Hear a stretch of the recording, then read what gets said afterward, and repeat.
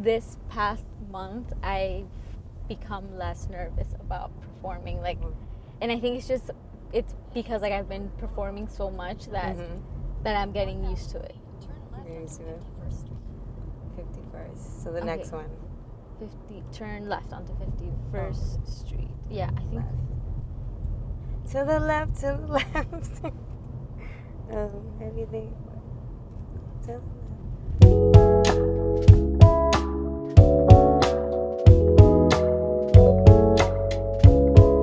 Sara Ontaneda. Sara, did I say it right? Yes, I said it right. You said it right. Yeah, thank you. Perfect. And Sara is a singer-songwriter, and she is going to tell you the most beautiful things about herself and about her music. And we're going to hear about it. So let's get it. Let's go. So, Sara, when did you start? So I started music when I was 7 years old. I started in piano lessons. At that time, I lived in Miami.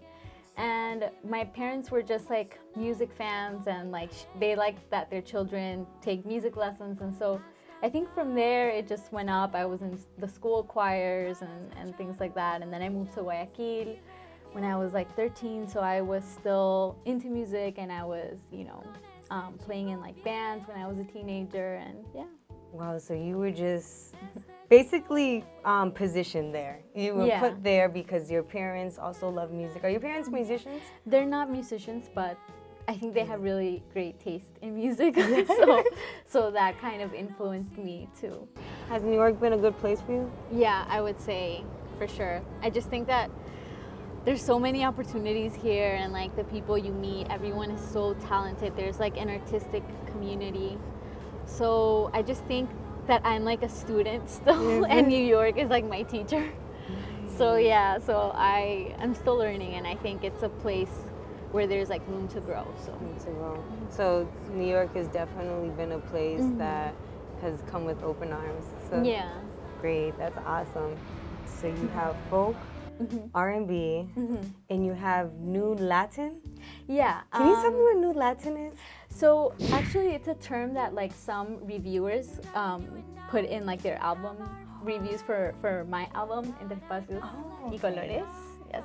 And so the reason that they say that, it's because they hear like certain Latin genres, like they hear a little bit of bossa nova, and they hear like some folklore Latino, and so it was like a term that they kind of, I don't know, for some reason a lot of people came up with, and they called it like New Latin. But I think it was a term that it describes like music from the 80s too, when there was like this like Latin boom in music too. So I didn't know that. Yeah. And tell me about this amazing album. Can you show us the inside of it? Yes.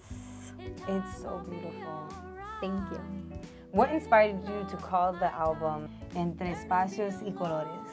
So what inspired me was pretty much my upbringing, and I wanted to like just do an album that was really me. And so I put on like one side New York City, which is where I live, and then this is Guayaquil, Ecuador, which is like where my heritage is from. And so the Entre Espacios y Colores means between spaces and colors, and it's like each place has a very special color, and it's different from each other, yet I'm so much of both worlds, So wow, so it's a big meaning behind it. Yeah. And you could definitely tell because, you're highlighted, and then these are your colors in your worlds. I mean, this is amazing. And how many songs do you have? About 9, right? Yeah, 9 songs, and 5 are in Spanish and 4 are in English. And so it's a bilingual album. It's just pretty much what I am. So who would you like to collaborate with? I have like a lot of people that I would like to collaborate, and it would be really cool to get to do something with a songwriter called Jorge Drexler or Natalia Lafourcade. I like her too. And then, but I would just even like collaborate with someone like from a different genre of me. That'd be really cool. Like, so yeah, I don't know. I'm like really open to collaborations. I think that they're great, and like, you getting to spend time with another artist is always time well spent. Yeah, and you guys, I can imagine you can also share like experiences and just frustrations that maybe, you and I may not can't relate, but you can relate to that person because they do what you're doing? I think that people are always trying to put you in a box, kind of. So when you're like a Latina woman, I think people expect you to do like tropical music and dress a certain way and maybe act a certain way. And even though like I do have aspects of me that I very much identify as a Latina woman, I really like folk music, for example, and that's something that, you know, it's probably more towards like American people and things like that. So yeah, I think it's just kind of hard to like find your place, but I think it's important to be true to yourself, and so that's for me the most important thing to do with my music. So perfect, and you just slide in there, you know. You create that vibe for you and for your music, and the judgment or that box that you talked about does not exist. Yeah. So that's amazing. So I have an EP, and that was like my personal project, you know, to become a singer-songwriter. I kind of wanted to prove myself that I could do this and that I had the passion for it. And so I started in my room in my home studio, and I just, you know, that's where I engineered and produced and everything. Now this album, I did go to studios and I had other people working in the production, but I think it's cool to be able to do everything and kind of have an idea. It really gives you like full control, and you make yourself know exactly where you want to go with your music. So I think that's like wonderful. So it's a good experience, yeah.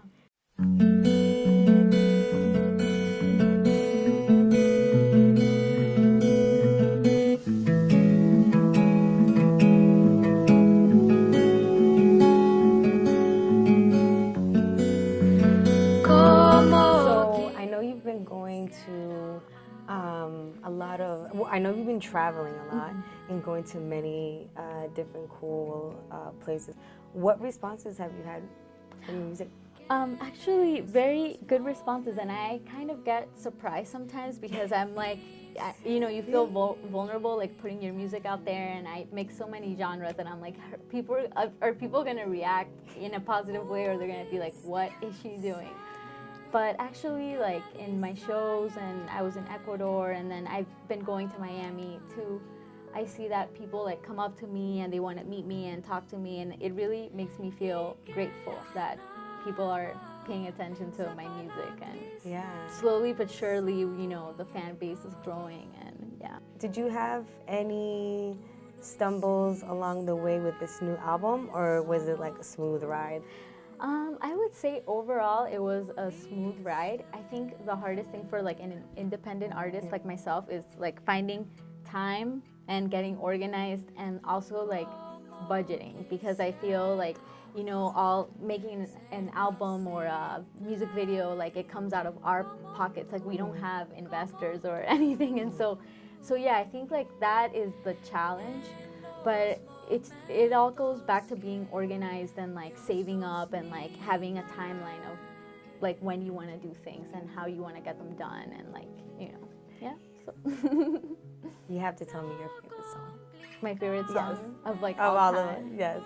Of this or all time? All time, and then of this. Let me see.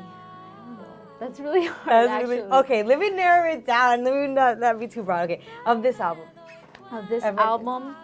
I mean, I love all of them, but okay, I'm gonna be very honest here. I think my favorite is Huecos. Yeah, Huecos. Yeah, it's a song about migrating, and it's just like a song really close to my heart, and like with my experience of going to a new place and, you know, putting yourself out there and being vulnerable and like having to take, you know, side jobs, but in order to get your craft going and your music going. So. Yeah, Huecos to you. Yeah. Do you get emotional when you hear it? I get emotional when I sing, and I've had like times where I like cry or something, or like I kind of want to choke up, and I'm like, no, this is not gonna happen on stage. That is passion right there. That is passion.